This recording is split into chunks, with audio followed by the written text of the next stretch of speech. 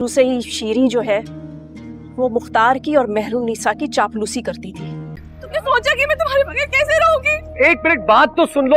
Offer drama بہت اچھا ہو گیا ہے۔ شروع سے ہی وریشا کو اس کی مدر نے غلط پیرنٹنگ کی ہے اس کی، اور غلط باتیں سکھائیں، اور اس کے ذہن میں یہ بات ڈال دی کہ یہ گھر اور جائیداد تمہارے باپ کی ہے جو ان لوگوں نے چھین لی ہے۔ بہتر یہی ہے کہ تم وحاج کی زندگی سے شفا کو نکال کر خود اس کی زندگی میں شامل ہو جاؤ تاکہ ساری جائیداد کے مالک ہم لوگ بن جائیں۔ اور ان لوگوں کو لگتا ہے کہ اس کا اسٹیپ فادر اس کے ساتھ ہے، جبکہ وہ بالکل بھی اس کے ساتھ نہیں ہے۔ وہ تو غلط عورتوں کے پاس جاتا ہے اور غلط کام کرتا ہے۔ یہاں پر شیریں کو سب کچھ پتہ چل چکا ہے، اور جیسے وہ اپنے شوہر سے ڈسکس کرتی ہے تو وہ مختار سے ڈسکس کرتی ہے، وہ ماننے کو تیار نہیں ہوتا۔ وہ کہتا ہے کہ نہیں، ایسی کوئی بات نہیں ہے، میری بھانجی وریشا ایسی ویسی نہیں ہے، بہت اچھی ہے۔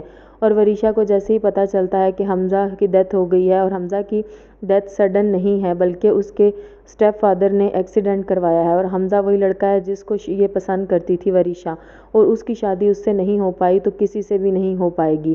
اس وجہ سے انہوں نے اس کا ایکسیڈنٹ کروا دیا کیونکہ وہ پسند کرتا تھا کسی کو۔ اور یہاں پر وحاج اور شفا دونوں ایک دوسرے سے بہت محبت کرتے ہیں۔ ان کو الگ کرنا بہت ہی مشکل کام ہے، لیکن پھر بھی یہ کوشش کریں گے کیونکہ اس کی مدر وریشا کو یہی غلط کام سکھاتی ہیں اور بتاتی ہیں کہ تم ان کو الگ کر دو۔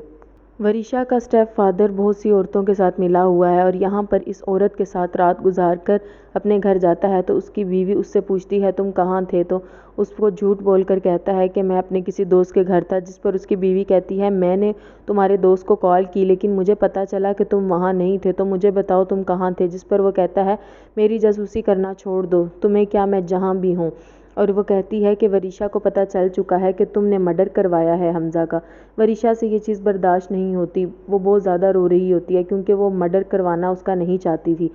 وہ بس اتنا چاہتی تھی کہ اگر حمزہ میرا نہیں ہو سکا تو کسی اور کا بھی نہ ہو، اس کی کسی اور سے شادی نہ ہو۔